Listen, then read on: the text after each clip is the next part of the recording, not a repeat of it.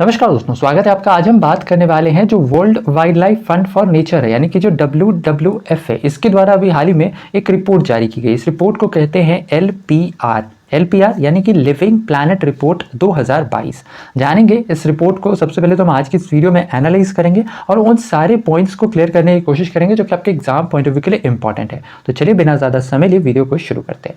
सबसे पहले जानते हैं सुर्खियों में क्यों है। जैसा कि हमने बताया अभी हाल ही में लिविंग प्लैनेट रिपोर्ट, इसे अभी हाल ही में जारी किया गया है। अच्छा, ये जो रिपोर्ट है ना, इसे एक्चुअली में दो संस्थाओं के द्वारा जारी किया जाता है। कौन कौन? एक तो है WWF यानी कि world wild life fund for nature, और जो दूसरी संस्था है ये है zoological society of London. Zoological society of London, यानी इन दोनों ही संस्थाओं के द्वारा जो लिविंग प्लैनेट रिपोर्ट है ये हर 2 वर्षों पर जारी किया जाता है।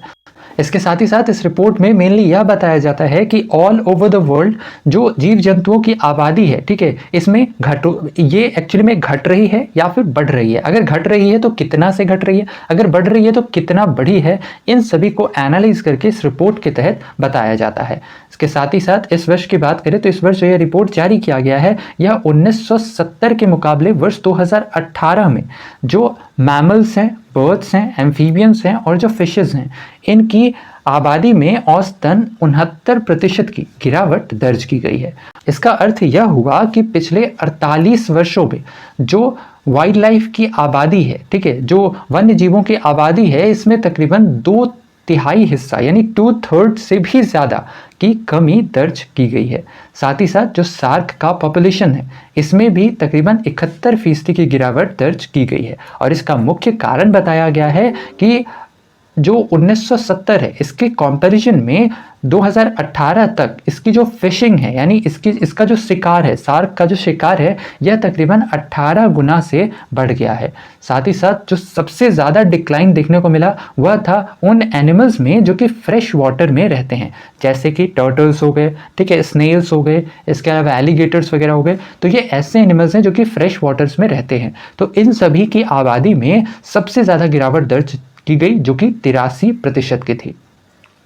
इसके साथ ही साथ इस रिपोर्ट के अनुसार जो सबसे ज़्यादा गिरावट थी यह मेनली लैटिन अमेरिका और कैरेबियन वाले इलाके में दर्ज की गई, और यहाँ जो गिरावट थी यह तकरीबन 94% की गिरावट थी एज कम्पेयर टू 1970। इसके साथ ही साथ अगर हम बात करें नॉर्थ अमेरिका की, तो जो नॉर्थ अमेरिका में गिरावट दर्ज की गई है यह तकरीबन 20% की रही।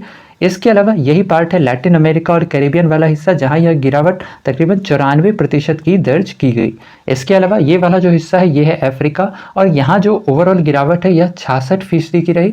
जबकि ये है यूरोप और सेंट्रल एशिया वाला इलाका, और यहाँ जो गिरावट है यह तकरीबन 18% की रही। और इसके अलावा ये है एशिया पैसिफिक वाला रीजन, जहाँ जो गिरावट है यह 55% की दर्ज की गई। इसके अलावा इस वर्ष इस रिपोर्ट में तकरीबन 5320 प्रजातियों के 32,000 की आबादी को शामिल किया गया था। इसके अलावा इस वर्ष की रिपोर्ट में यह भी ध्यान रखना है, इंपॉर्टेंट है, इस वर्ष का जो रिपोर्ट जारी किया गया था इसके अंतर्गत इन्वर्टिब्रेट्स को शामिल नहीं किया गया था। इन्वर्टिब्रेट्स यानी कि जिसमें मेनली रीढ़ की हड्डी नहीं होती है, ठीक है, रीढ़ की हड्डी जिसमें नहीं होती है उसे इन्वर्टिब्रेट्स कहते हैं। तो उन सभी को इसके अंतर्गत शामिल नहीं किया गया था। इसके अलावा इस रिपोर्ट के कंक्लूजन की बात करें तो ओवरऑल रिपोर्ट ये कहता है कि जो कुल जीव हैं इनकी आधी से भी अधिक आबादी स्टेबल है, यानी ना तो इसमें किसी भी प्रकार का कोई इंक्रीज देखने को मिला है और ना ही डिक्रीज देखने को मिला है। लेकिन ध्यान रखना ये आधी से अधिक आबादी के लिए कहा गया है। साथ ही साथ 3% ऐसी प्रजाति हैं जिनमें बहुत ज्यादा मात्रा में, यानी कि इनकी जो आबादी है यह बहुत तेजी से घटती जा रही है।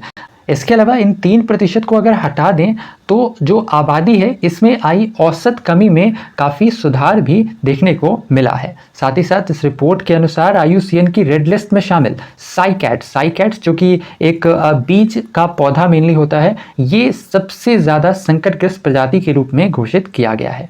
इसके अलावा बात करें WWF की, WWF यानी कि world wild life fund for nature, जिसकी स्थापना वर्ष 1961 में की गई थी। इसका मुख्य काम होता है कि जो पर्यावरण है इसका संरक्षण करना, साथ ही साथ इससे जुड़े रिसर्च वर्क्स करना और इसका रख रखाव करना। इसके अलावा जो world wild life fund for nature है इसका पुराना नाम वर्ल्ड वाइल्ड लाइफ फंड था। साथ ही साथ इसका मुख्यालय ग्लैंड स्विट्जरलैंड में स्थित है। और जो WWF है इसके द्वारा मेनली 3 रिपोर्ट्स पब्लिश किए जाते हैं। कौन कौन? एक है लिविंग प्लैनेट रिपोर्ट, एक है लिविंग प्लैनेट इंडेक्स और एक है इकोलॉजिकल फुटप्रिंट कैलकुलेशंस।